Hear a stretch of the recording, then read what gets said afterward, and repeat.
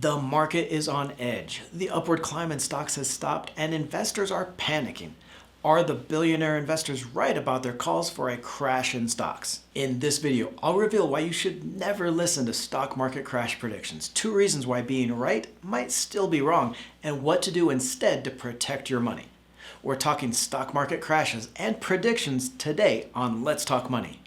Hey Bowtie Nation, Joseph Hogue here with the Let's Talk Money channel, and first I gotta send that special shout out to all you out there in the nation. Thank you for spending a part of your day to be here. If you're not part of that community yet, just click that little red subscribe button. It's free and you'll never miss an episode. Nation, the bubble is on. Everyone from Michael Burry to Ray Dalio and Peter Schiff are calling for a major stock market crash as the bubble pops on stocks, crypto, and the US dollar. And maybe they have a point. Stocks are undeniably expensive. Here is a chart by FactSet showing the price to earnings ratio of the S&P 500 over the last decade. The blue dashed line here is the average around 19 times PE over that last 10 years.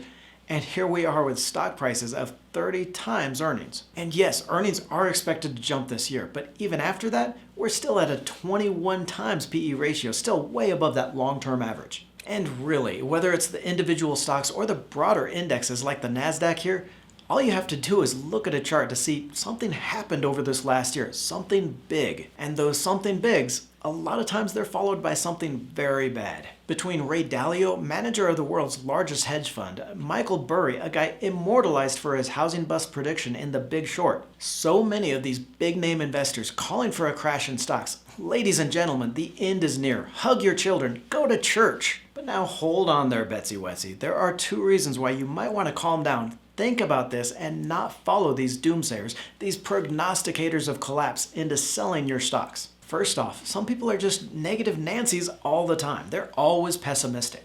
In fact, there's even a name for these types of investors. They're called perma-bears. And just like to a hammer, everything looks like a nail, to a perma-bear, everything looks like a bubble. A simple Google search of these investors is going to find you hundreds of articles and quotes, each warning of a bubble here or impending doom here. Peter Schiff said in 2010, we were in the early stages of a depression, just as a 10-year bull market was beginning. He said it again in 2011, 2012, 2013. Well, you get the idea. Now I know what you're thinking. That bow tie must be cutting off circulation to his brain because these investors have made billions of dollars. And you're right about the billions of dollars, not the circulation thing. Each of these investors has made billions of dollars, but the second reason you probably shouldn't be selling every time they scream crash, and understand this is something the media never mentions. Because in calling for a stock market crash, being early is just as bad as being wrong. Michael Burry made a ton of money on the housing crash, but nearly bankrupted his company and his investors because he was too early. It's something most people don't remember from the movie. Burry was actually calling for a subprime crash as early as 2003, 4 years before stocks even started falling and before the market gained another 60%. And if we go back to those most recent calls for a market crash, all of these have been warning investors for years. Ray Dalio's scary, very risky economy was back in 2019. Burry's passive investing nightmare has been a constant theme for years. And Peter Schiff, well, we know where he stands. And this one is my personal favorite. 5 tech stocks in a dot-com bubble. The subtitle even says beware and lists out Amazon, Netflix, Salesforce, Tesla, and Spotify. And did these dot-com sized bubbles pop like it's 1999? No, they went on to produce a 57% return over the next 3 years, beating the S&P 500. Okay, that's not true. They did a 192% average return, including Tesla, but its 700% return was so ridiculously high that you couldn't see the others in the graph, so I left it out. Nation, even a broken clock is gonna be right twice a day, and these bears know that when that crash does finally come, they're going to be able to go on CNBC and say, I told you so, no matter how early they were. Michael Burry's Twitter handle is even Cassandra, which is more than a little whiny if you think about it. For all the non-Greek scholars out there, the Greek god Apollo had a thing for Cassandra, and like all guys trying to get into a lady's pants, he offers her a gift for her affections. So Cassandra says, yeah, why not? He is after all the god of music and dance. Probably has a kick-ass sound system. So Apollo gives her the ability to see the future, but then she's all like, no, I'm a lady, I don't do that kind of thing. Of course, mad as hell and not able to take the gift back because he didn't save the receipt, Apollo curses Cassandra that although she will be able to tell the future, Nobody will ever believe her prophecies. Here, I think she's trying to warn us about another bad movie about Greek mythology. So with this Twitter handle, Burry is like, boo-hoo, why won't anybody ever listen to me? Maybe not take 4 years to be right. But now my point here isn't to hound these 3 investors because I've been just as wrong. Here's a story I'd rather not tell. A cousin calls me up 2019 around March and asks what he should do with his portfolio. He tells me he's got 40% of his money, almost half of it in shares of Amazon. So being the calm and collected advisor I am, I say, holy shit, man, you gotta sell some of that and not have everything in just one stock. Hey, how was I to know that my twin Bezos would take Amazon 94% higher over the next 2 years? And my cousin hates me now. And with that, I want to personally invite you to get the Daily Bowtie, my free daily market newsletter, because after hearing that story, the last thing you want to do is listen to my advice. Seriously though, the Daily Bowtie is your source for all the most important news, trends, and investing strategies you need to know, all completely free. It's just my way of saying thank you for being a part of the community, so look for that sign up link in the video description below. Again though, the point here is being early can be just as bad as being wrong when it comes to investing.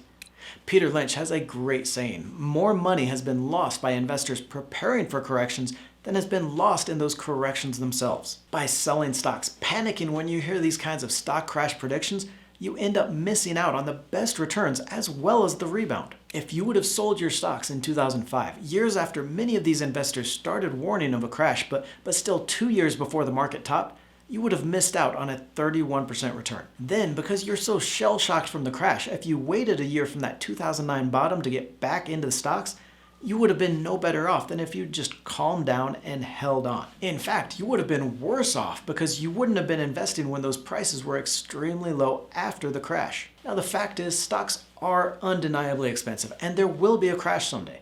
It's just a function of human behavior and how the markets work, and it is crazy stressful.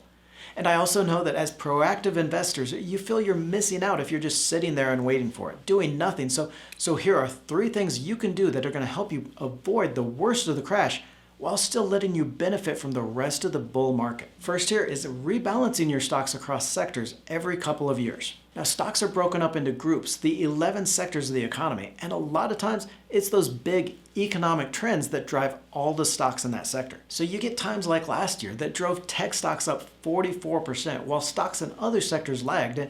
And what happens is that group of tech stocks in your portfolio becomes a much bigger share of the whole. Without even knowing it, you could have 60 or 70% of your money in just tech stocks. And then this happens. Remember back in March when the tech-heavy NASDAQ in blue here slumped 10%, and the growth stocks in the ARK Innovation Fund plunged 24% in 4 weeks. Stocks in the financial sector, though, outperformed by nearly 18% here as the market shifted. So then every year, or even every couple of years, you just want to check how much of your portfolio you have in each sector to make sure you don't have everything in one group. Spread it around a little bit. Maybe take profits in what has boomed and buy what's cheaper. Next, you want to do the same thing, but with assets. Now, where sectors were groups within stocks, assets are a bigger picture idea like stocks, bonds, real estate, and even cryptocurrencies. So here, just like shifting your money so you don't have everything in one sector, if you've got everything in stocks, it's a good idea to take some of that off and put it in these other assets.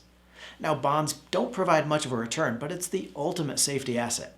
Crypto and real estate are both going to help you keep producing some of those returns, and you'll have an investment that won't crash the same time as stocks. It's all in that idea of spreading out your risk in stocks and different assets so you still get those returns as the stock market keeps running higher, but you're protected from the worst of the sell-off when that crash does come. And third here is you can sell some covered calls against some of your stocks. Now, this is a great strategy that reduces your risk in a stock, gives you immediate cash on the investment, but still produces a little bit higher return if the stock price increases. In fact, there are a lot of option strategies that work really well here, so I'm going to link to a complete guide in the video description below, 5 option strategies you must know. And as a bonus idea here, I guess, is that this all has to be personalized to your situation. How much longer do you have to invest, and how do you mentally handle risk? If you're going to be needing that money within the next 5 or 10 years, or if just the slightest swings in the market make you feel like you've just done a loop-de-loop after eating pickled herring, then maybe you want to pull back more on the stocks and the risk. And conversely though, if you've got longer to invest and don't stress out quite so much, then you want to keep more of your money mostly in stocks. They're the best long-term investments out there. Click on the video to the right for the 3 investing mistakes that every investor makes. 3 mistakes you absolutely need to avoid. Don't forget to join the Let's Talk Money community by tapping that subscribe button and clicking the bell notification.